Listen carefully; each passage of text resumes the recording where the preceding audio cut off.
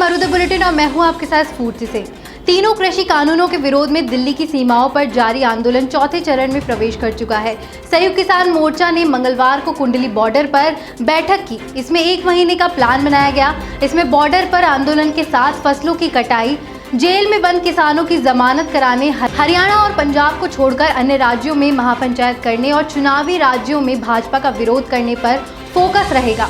बैठक में कुछ सदस्यों का कहना था कि यहां बैठे किसानों में निराशा आ रही है, इसलिए वार्ता का मुद्दा उठाया है जिससे समाधान की तहत बढ़ाया जाएगा। मोर्चे के सीनियर नेताओं ने इस चिंता को ठीक तो माना, लेकिन साथ ही कहा कि पंजाब में जल्द सरसों की कटाई शुरू होने वाली है और फिर पंजाब, हरियाणा और यूपी में गेहूं की कटाई का समय आ जाएगा।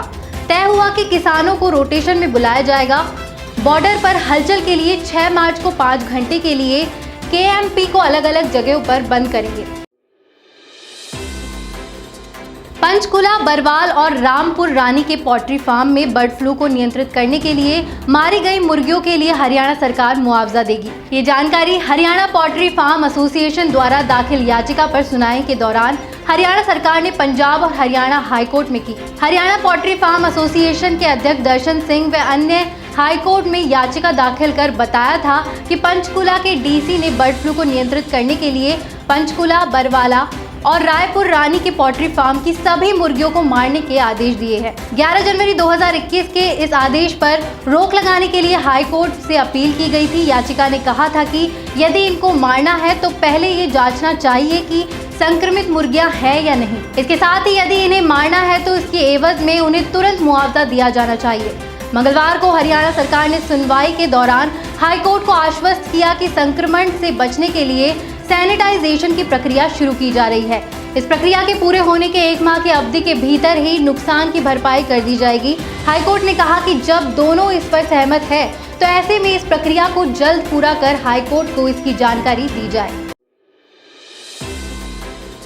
हरियाणा के यमुनानगर जिले के 3 गांवों के किसानों ने सरस्वती नदी की जलधारा को प्रभावित करने के लिए 60 एकड़ जमीन राज्य सरकार को दे दी है। दादूपुर नवली के 3 किलोमीटर तक की भूमि सरकार को देने वाले किसानों का प्रतिनिधिमंडल मंगलवार को खेल राज्य मंत्री संदीप सिंह से चंडीगढ़ में उनके आवास पर मिला। संदीप सिंह ने बताया कि सरस्वती नदी के प्रवाह को लेकर राज्य सरकार निरंतर प्रयास कर रही है। मुख्यमंत्री चाहते हैं कि नदी की धारा लगातार साल भर चले और किसानों को इसका पूरा लाभ मिल सके। इसके लिए स्यावल, झाल, चंदना, ऊंचा चंदना गांव के किसानों ने खुद आगे आकर सरकार को भूमि देने की पहल की है। दादूपुर नवली के लगभग 3 किमी के दायरे में इसका प्रभाव नहीं हो रहा है। नहर का पानी सरस्वती नदी से जुड़ेगा तो इस क्षेत्र से जल स्तर भी बढ़ेगा। किसानों ने बताया कि यमुनानगर के 3 गांवों की लगभग 60 एकड़ भूमि पर लिंक नहर न बनने के कारण सरस्वती नदी के प्रवाह में बाधा आ रही थी, इसलिए किसानों ने आगे आकर जमीन दी। नहर का यह क्षेत्र नदी से जुड़ने के बाद जलधारा में कोई बाधा नहीं करेगा। नदी के धरातल पर आने से उसके क्षेत्र के साथ साथ हरियाणा के अन्य जिलों में भी पानी की समस्या दूर होगी।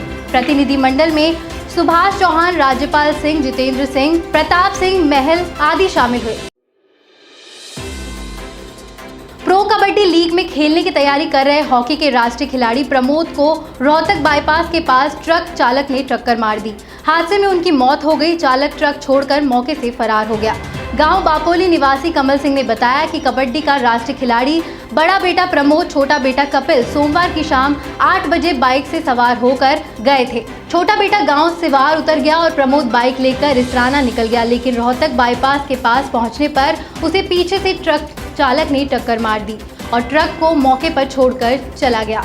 प्रमोद को सामान्य अस्पताल पहुंचाया गया, जहां डॉक्टरों ने उसे मृत घोषित कर दिया। पिता ने बताया कि बेटे ने 6 साल पहले कबड्डी खेलना शुरू किया था। कड़ी मेहनत के दम पर जिला, राज्य और राष्ट्रीय स्तर पर पदक लाना शुरू किया। उसका लक्ष्य था कि वह प्रो कबड्डी में खेले।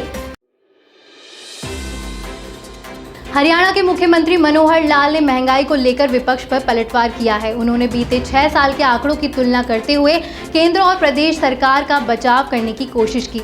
मुख्यमंत्री ने कहा कि महंगाई भरना हमारे हाथ में नहीं है। अंतर्राष्ट्रीय दर के हिसाब से पेट्रोल पदार्थों के रेट बढ़ते घटते रहते हैं। डॉलर के विनिमय दर से भी इसकी कीमतें प्रभावित होती है। विपक्ष मुद्दा विहीन है। डीजल पेट्रोल की कीमत में बढ़ोतरी को मुद्दा बनाकर विपक्ष जनता को भ्रम में डाल रहा है। उन्होंने कहा कि इनका रेट 5-7 रुपए बढ़ना कम होना सामान्य है, ये सब वस्तुओं में होता रहता है। अगर 2014 में पेट्रोल 73.21 रुपए था, 2016 में यह 66 रुपए भी रहा।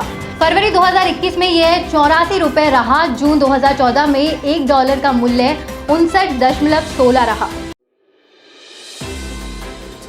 इस बुलेटिन में फिलहाल इतना ही। देश और दुनिया की तमाम खबरों के लिए आप देखते रहिए मरुधर बुलेटिन। नमस्कार। हमारा ये वीडियो आपको पसंद आया हो तो लाइक और शेयर जरूर करें और हाँ, हमारे चैनल को सब्सक्राइब और फॉलो करना बिल्कुल ना भूलें ताकि देश और दुनिया की कोई खबर मिस ना हो। तो जुड़े रहिए हमारे साथ और देखते रहिए मरुधर बुलेटिन, क्योंकि जिसकी कोई नहीं सुनता उसकी सुनता है मरुधर बुलेटिन।